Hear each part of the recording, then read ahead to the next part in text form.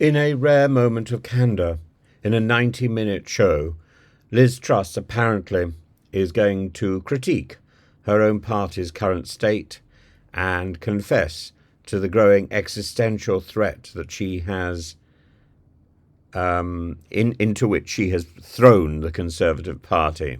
Yes, she has declared, when asked if the party could effectively die, meaning that it must advocate for change or risk being replaced by the Reform Party as the dominant force of the right. She has chosen to to quit London for the time being, to quit Norfolk for the time being, and to grace the stage of an Edinburgh Fringe show, not with policy papers, but with a performance that blends political commentary and self-reflection. Not enough of either, I suspect.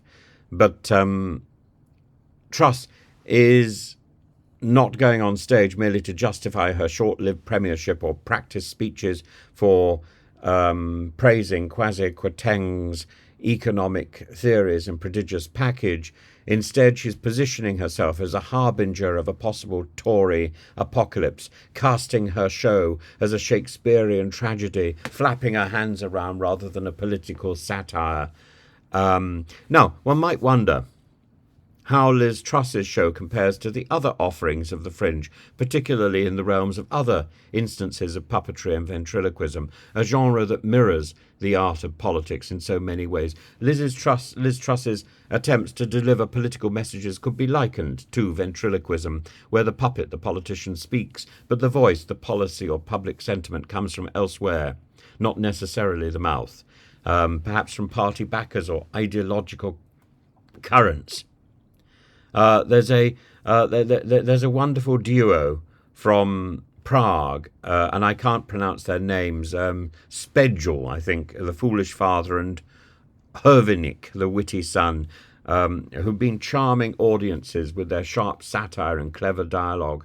And their manipulation requires very precise hand movements, something that eludes Liz Truss, a skill she might envy as she navigates her narrative without the strings of power that she once held.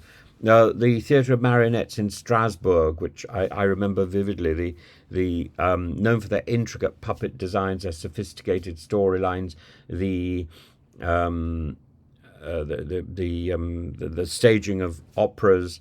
This company exemplifies the art of puppetry at its best, bringing puppets to life with astonishing realism.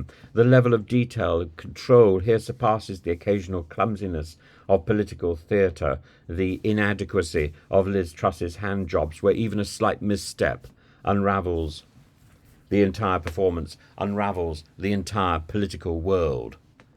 And then there's Rachel V. She combines social commentary with traditional ventriloquism. Her hand movements are subtle yet expressive, in contrast to Truss's own rigid gestures, her rigid thumping, her slashing around, which sometimes betrays the nervousness beneath the polished political facade and the winsome open mouth begging for approval.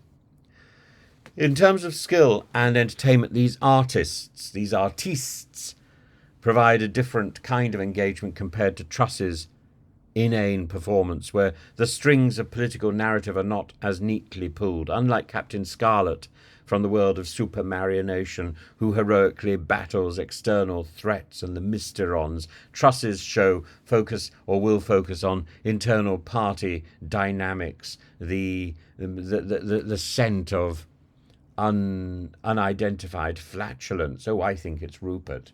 And basically Truss is slowly morphing into a cheaper version of Nadine Dorries. So does Truss have anything to say? Or is this just a round of justification of failure? Well, her candid critiques of the current party leadership, particularly her pointed no when asked if she gets on with Rishi Sunak, suggest she's not merely rehashing past failures, but is also attempting to reposition herself and her ideas, string herself up in another area of the theatre.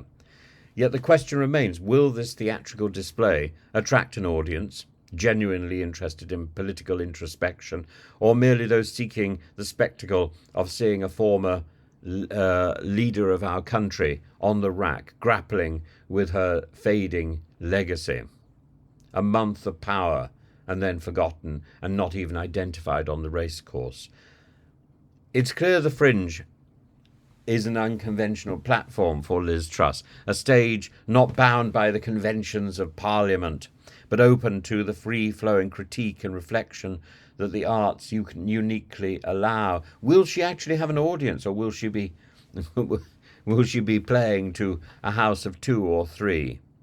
Will she emerge as a political stage or a stooge, a cautionary tale, or a reinvigorated political identity?